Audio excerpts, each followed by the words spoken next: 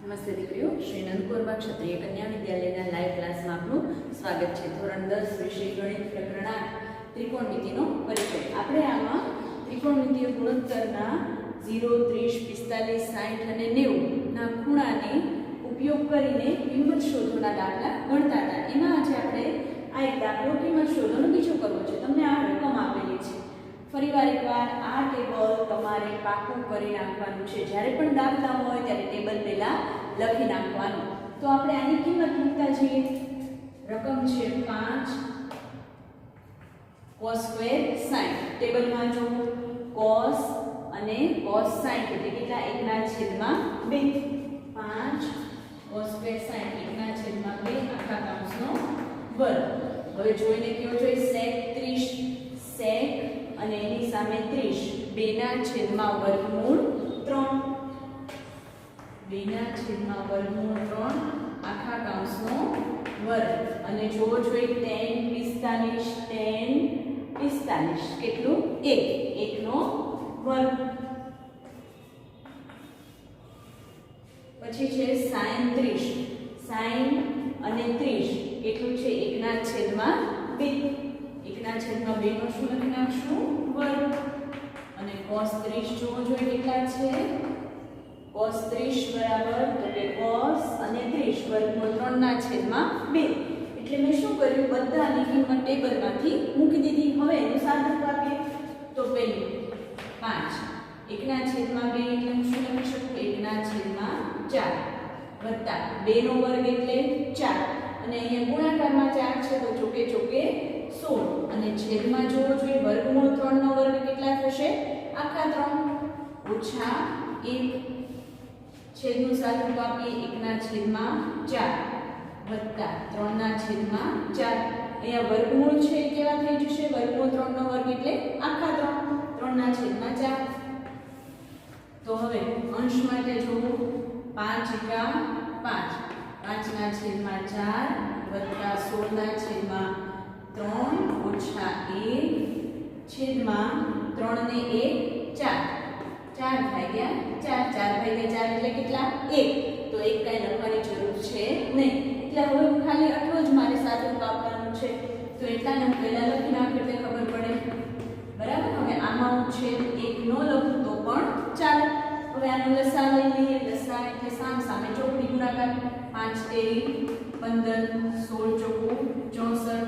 હવે આ 1/છેદમાં કાંઈ નથી. બરાબર ને? તો એને 4 અને 3 બંને સાથે ગુણાશે એટલે 4 તેરી ને 12 12 એકા 12 અને બધાના છેદમાં 2 નો ગુણાકાર 12. હવે આમાં વત્તાવાળાને પહેલા હું સરવાળો કરી દઉં. એમાંથી હું 12 બાદ કરી નાખું. 9 6 ને 1 7 -12 છેદમાં 12. 79 માંથી 12 બાદ કરો જોઈએ કેટલા આવશે? 67 ના છેદમાં 12 આપણો જવાબ.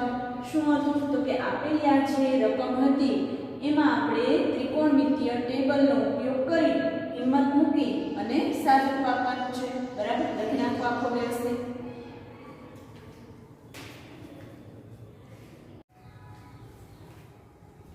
હવે આમાં જે 5 વિધાન આપ્યા છે કે આ 5 વિધાન સાચા છે કે ખોટા તે જણાવો. ઈ સાચા છે કે ખોટા આપણે જણાવવા માટે દાખલા તરીકે પહેલું વિધાન છે કે sin a + b બરાબર sin a વત્તા sin b. તો a અને b એટલે શું એવું આપણને આપ્યું નથી. તો આપણે ધારી લઈએ કે ધારો કે a બરાબર 60 અને b બરાબર 30 લઈએ. બરાબર. a બરાબર 60 અને b બરાબર 30. તો હું પહેલા આ બાજુમાં કિંમત મૂકું. sin a એટલે કેટલા લીધા છે આપણે? 60. b એટલે 30. તો કેટલા થયા? તો કે sin 90. બરાબર. sin 90. હવે આપણા ટેબલમાં sin 90 જોવો જોઈએ કેટલા છે? sin 90 કેટલા છે? 1. એટલે કે મને આ એક બાજુ મળી. બરાબર. પરિણામ 1 મળી મારું. બરાબર. હવે બીજું જોવો જોઈએ sin a. તો કે sin a એટલે કેટલા છે? 60 વત્તા sin b એટલે કેટલા છે? 30.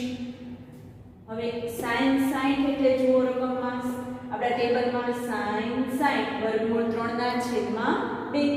તો sin 60 એટલે વર્ગમૂળ 3/2 sin 30 એટલે 1/2. તો લસા 2 આવશે એટલે શું વધશે વર્ગમૂળ 3 + 1/2.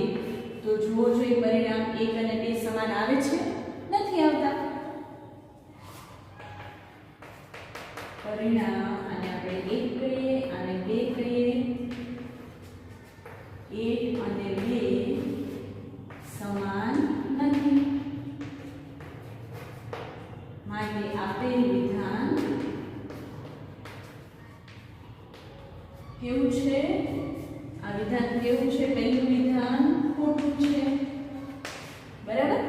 ગણતરી કરીએ તો જ આમાં મને ખબર પડશે, આમને ખબર પડશે નહીં. આમાં તમે a અને b 60 અને 30 એની જગ્યાએ 0, 30, 45, 60 ને એમાંથી કોઈ પણ લઈ શકીએ. બરાબર? મેં તો પહેલા અનુકૂળતા માટે 60 અને 30 લીધા. બરાબર? તો આ પહેલું વિધાન છે. આપણને જે 4-5 વિધાન આપ્યા છે સાચા છે કે ખોટા એ જણાવવાનું છે. તો આ પહેલું વિધાન છે એ કેવું છે? ખોટું છે. બીજું છે પ્રશ્ન કે જેમ જેમ થીટાનું મૂલ્ય વધે તેમ sin થીટાનું મૂલ્ય વધે છે. તો આ વિધાન સાચું છે કે ખોટું? તો આમને કહીશ તો નહીં ખબર પડે. તો એ માટે આ ટેબલ સામે હશે ને, તમે જોશો ને તો વધારે ખબર પડશે. ફરીવાર રકમ છે જેમ જેમ થીટાનું મૂલ્ય વધે તેમ sin થીટાનું મૂલ્ય વધે છે. થીટાનું મૂલ્ય એટલે કે આ થીટા 0, એનાથી મોટા 30, 45, 60, 90. થીટાનું મૂલ્ય વધ્યું તો sin ની લાઈન જોવો જોઈએ. 0, 1/2, 1/2, છેલ્લે 90 માટે કેટલા થયા? 1. વધે છે કે ઘટે છે? પહેલા 0 હતા, છેલ્લે 1 થયા. તો મૂલ્ય કેવું થયું છે? વધે છે. માટે આપેલ વિધાન કેવું છે? સાચું છે. બરાબર? એવી રીતે બીજો પ્રશ્ન છે કે જેમ જેમ થીટાનું મૂલ્ય વધે, sin માટે ઉપર પૂછ્યું તો અહીંયા છે cos નું મૂલ્ય વધે છે.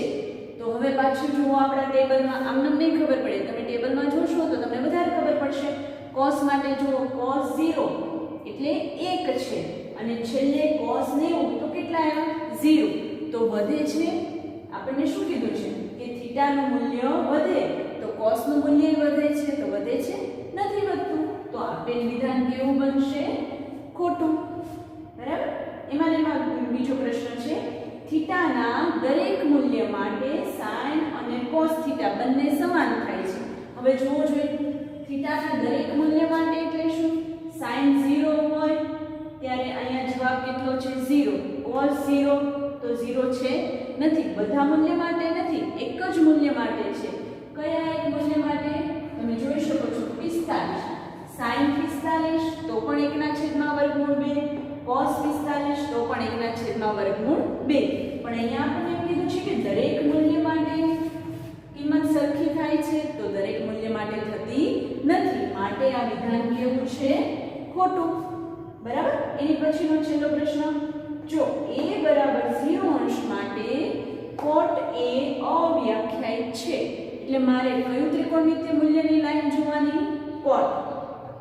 બરાબર? અને a ની માટે તમને કઈ કિંમત આપી દીધી છે. કેટલી છે? a બરાબર 0. એટલે કે હું અહીં આમ સમજી શકું ને, cot 0 અવ્યાખ્યાયિત છે. જો આપણા ટેબલમાં cot ની લાઈન cot 0 અવ્યાખ્યાયિત છે તો કે હા છે.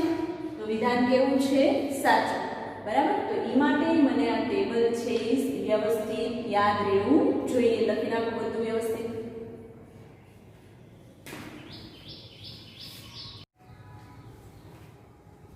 હવે આમાં જે 5 વિધાન આપ્યા છે કે આ 5 વિધાન સાચા છે કે ખોટા તે જણાવો.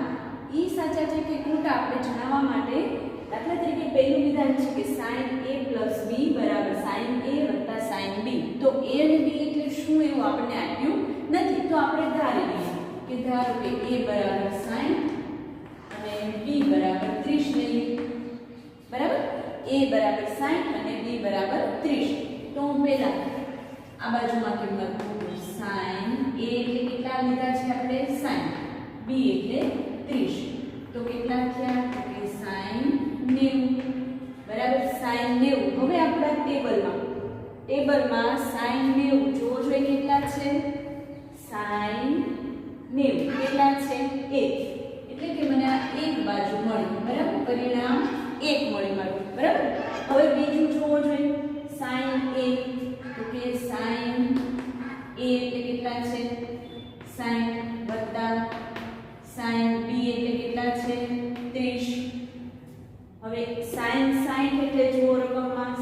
આપણા ટેબલમાં sin 60 વર્ગમૂળ 3 ના છેદમાં 2 તો sin 60 એટલે વર્ગમૂળ 3 ના છેદમાં 2 sin 30 એટલે 1 ના છેદમાં 2